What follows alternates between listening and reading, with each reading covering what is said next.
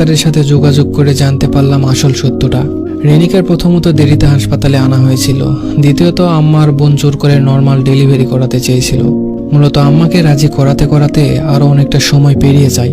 খুব বাজে শোনালেও আমার অবচেতন মন আমাকে বারবার বলছে, তোর আম্মা তোর বউয়ের খুনি। বাড়িতে এসে আম্মার রুমে গেলাম, আম্মার সামনে বসলাম আর আম্মাকে বললাম, আম্মা, আমার ছোট বোনটার কেন যেন সিজার করেছিল ডাক্তার। আম্মা পানের বক্সটা খুলতে খুলতে বলল, কেন আবার? পানি ভাঙার ডর ছিল, ডাক্তারই তো কইল করতে, আল্লাহ বাঁচাইছে, সময় মতো করা গেছে। আম্মার উত্তরে আমার কলিজায় আগুন জ্বলে গেল। যেটা নিজের মেয়ের বেলায় ভাবতে পেরেছে সেটা রিনের বেলায় পারল না। একজন নারী হয়ে অন্য নারীর প্রতি এতটা অবহেলা। কোনো মতে ধৈর্য ধরে বললাম, আম্মা, আমি কি আপনারে কখনো কষ্ট দিছি, ভালোবাসা কম দিছি? আম্মা এবার একটু অবাক হয়ে বলল, কেন বাজান, কি হয়েছে? এডিকুস কেড়ে। আমি আম্মার হাত ধরে বললাম, আম্মা, আমি আপনারে এত ভালোবাসি, তাই জানতে চাই আমার দ্বারা আপনি কষ্ট পাইছেন কিনা। আম্মা আমার মাথায় হাত বুলিয়ে বলল, তুই আমার সোনার টুকরা ছেলে, তোর মতো ছেলে যেন আল্লাহ সবার ঘরে ঘরে দেয়। আমি আম্মার আর একটু কাছে গিয়ে বললাম, আম্মা, রিনিকে তো আপনি রেহানা দুজনেই পছন্দ করে এনেছিলেন, তাহলে ওর সাথে এমন কেন করছেন আম্মা? ওরে ফোনে কথা বলতে দেখলে এত ডাকাডাকি করতেন কেন বলেন তো? 8 মাসের পথই মানুষটারে দিয়ে কেন ভারী কাজ করাইতেন? খাবার কেন কম দিতেন আম্মা? আমি কি টাকা কম দিতাম? লাগলে আমারে বলতেন, আমি না খাইয়া টাকা দিতাম। আমি যে আল্লাহর ভরসায় আপনার কাছে আমার বউরে রেখে গিয়েছিলাম, আপনি আপনার বিবাহিত মেয়ের দেখভাল করলেন, যে শ্বশুর বাড়িতে না নিজের মায়ের কাছে থাকে বেশি। কিন্তু আমার এতিম বউটারে দেখলেন না আম্মা, কাজের লোকের মতো তারে দিয়ে খাটাইছেন। আগে না হয় নিজের ইচ্ছাই করত, কিন্তু যখন শরীর খারাপ হইল তখন কেন জোর করে করালেন আম্মা? আম্মা আমার হাত ছেড়ে দিয়ে চিৎকার করে বলল, মরার আগে এমন মিথ্যা কথা কইয়া গেছে আমার নামে, আল্লাহ আমারে তুমি উঠাই নাও, তুমি বিচার করো, কবরে আগুন জ্বলবো। আম্মার চিৎকারে বোনের ভাতিজিও ছুটে এলো। আমি বোনের দিকে তাকিয়ে বললাম, তোর সিজারের টাকা কে দিয়েছিল? আমি। তোরে অনার্স পাস কে করাইছে? আমি। তোর জামাইয়ের আবদার কে মেটাই? তোর সংসার কয়দিন পর পর কার টাকায় জোড়া লাগে? আমার টাকায়। তাহলে আমার সংসারটা ভাঙলি কেন বলতে পারবি? বোন আমার হুঙ্কার ছেড়ে বলল, ও তুমি আমাকে বিচার করতে দেশে আইছো? তোমার বউ যে এত কুটনা আগে বুঝিনি, এত মিথ্যুক, ছি। আমি কিছুটা রেগে গিয়ে বললাম, মিথ্যুক তো তোরা, যত রকমের অমানসিক নির্যাতন করেছিস, এমনকি তুই তার গায়ে 2 দিন হাত তুলেছিস। আমার আম্মা সেটাকে এবার সঠিক রায় দিয়েছে, অথচ সে আমাকে কিছু বলল না। বোন এবার মস্করার সুরে বলল, ও তোমার ভালো বউ কিছু বলে নাই, তাহলে এগুলো এখন তোমার বউয়ের ভূত এসে বলে গেছে। ইচ্ছা হলো চর মেরে ওর দাঁতগুলা ভেঙে দেই। ওর বাচ্চাটা সামনে দাঁড়ানো, তাই নেহাত ছেড়ে দিলাম। রাগে কিরমির করতে করতে বললাম, নিজে না পড়ে তোকে পড়িয়েছি। তোর উচিত তোর জামাইয়ের অতিরিক্ত চাহিদা নিজে ইনকাম করে মেটানো, যেহেতু নিজের পছন্দেই বিয়ে করেছিস। রেহানা বিলাপের সুরে বলল, নিজের আপন ভাই বোনকে এমন খোঁটা দিতে পারলো পরের বাড়ির মেয়ের জন্য? এমন দিনও আসলো আমার জীবনে। আমি আম্মাকে বললাম, আম্মা, আমি তো সিজারের জন্য টাকা দিয়েছিলাম আলাদা করে, তাহলে আপনি করাইতে চান নাই কেন? আপনার আর রেহানার এত আপত্তি থাকার কি আর কোনো কারণ ছিল? আম্মা জোর গলায় বলল, কে কইছে আমরা করাই নাই? ডাক্তাররে আমরা কইছি টাকা যা লাগে লাগুক, অপারেশন করান।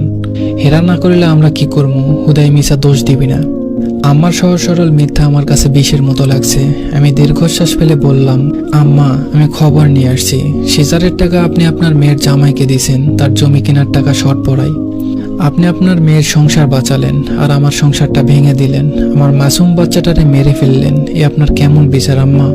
আম্মা কাঁদো কাঁদো গলায় বলল, হায়াত মৌত আল্লাহর হাতে, তুই আমারে দোষ দিতে পারিস না। কোথায় যেন হাদিসটা পড়েছিলাম, তুমি তোমার বাবা মায়ের সাথে তর্ক করো না, এমনকি তাদের জুতোর সাথেও না, যদিও বা তুমি সঠিক হও। নিজেকে সামলে নিয়ে আম্মার দিকে তাকিয়ে শান্তভাবে বললাম, আল্লাহ বলেছে চেষ্টা করতে, আপনি এবং আপনারা করেন নাই, বরং আরো খারাপ করেছেন। তারে তিলে তিলে শারীরিক মানসিক যন্ত্রণা দিয়ে মেরেছেন। সে যদি আমাকে নালিশ করত তাহলে সত্য মিথ্যা মিশানোর সুযোগ ছিল, কিন্তু যে মানুষ নিজের সাথে কথা বলে তার মিথ্যা বলার দরকার হয় না। কথাটা বলে রুমে চলে আসলাম। অনেক প্রশ্ন, অনেক ইচ্ছা থাকা সত্ত্বেও বললাম না। মা বোন বিলাপ করছে, আশেপাশের মানুষ আমাকে বউ পাগল নিষ্ঠুরতম সন্তান হিসাবে জানছে। জানো, তাতে আমার কিছু যায় আসে না। ফ্লাইটের আগের দিন আম্মা আমাকে খেতে ডাকলো। এতদিন একসাথে না খেলেও আজকে খেলাম। খুব স্বাভাবিকভাবে আম্মাকে বললাম, আম্মা, কোনোদিন তো এয়ারপোর্টে যান নাই, এবার চাইলে যেতে পারেন। আমার সহজ স্বাভাবিক কথায় আম্মা খুশি হলেন। আমার দিকে চেয়ারটা একটু টেনে বলল, বাবা, আর 1 মাস থেকে যা, আমি তোর জন্য মেয়ে খুঁজতেছি, চিন্তা করিস না, ভালো মেয়েই আনমু, জীবন কি আর এমনি চলবে? আমি হাসলাম। আম্মার দিকে তাকিয়ে কিছু বললাম না। মনে মনে ভাবলাম, আচ্ছা, আম্মারা না সব বোঝে, কিছু কিছু আম্মারা কেন বোঝে না যে সন্তানের সুখ কিসে। ইমিগ্রেশনে ঢোকার আগে আমি আম্মাকে জড়িয়ে ধরে কানের কাছে ফিসফিস করে বললাম, আম্মা, আপনি আমাকে সন্তান হারা করেছেন, আজকে থেকে আপনিও ছেলেহারা। এটা আপনার প্রতি আমার নীরব প্রতিবাদ। আম্মা, আপনাকে যদি আমার বুকের ভেতরের কষ্টটা দেখাতে পারতাম তাহলে আপনি বুঝতেন আপনার কলিজার টুকরা ছেলেকে নিজের হাতে কতটা কষ্টের সাগরে ফেলে দিয়েছেন। আম্মা আটকে উঠলেন, আমার হাত শক্ত করে ধরে বললেন, কি বললি তুই? আমি আম্মার হাত ছেড়ে দিয়ে বোনকে উদ্দেশ্য করে বললাম, যদি দেখিস কখনো টাকা পয়সা পাঠানো বন্ধ হয়ে গেছে, বুঝবি তোর ভাই মারা গেছে।